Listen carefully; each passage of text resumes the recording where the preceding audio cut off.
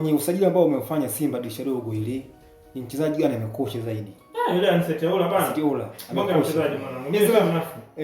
Wewe umekosha nani? Yaani au bila kutesa macho ni Anseteola kwa sababu ndio mchezaji ambaye mpaka sasa hivi tunasema ameanza performance kubwa kwa mchezaji yote yule alitoka kwamba baada ya Anseteola anafuata Libase Gueye ambaye hao wote wana magoli mawili. Anseteola alikuwa na kafuta tasiri na Libase LBC. Uangalie nje ya magoli ni Kongosi. Amekosha nani?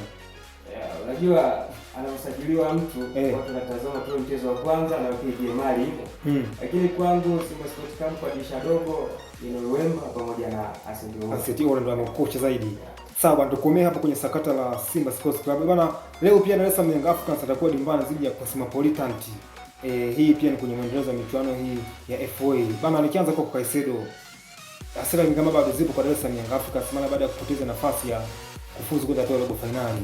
Kwa hiyo tutarajia kuona zile hasira zinaenda kuishia kwa Cosmopolitan ama unajua bahati mbaya kwa Cosmopolitan ni nini?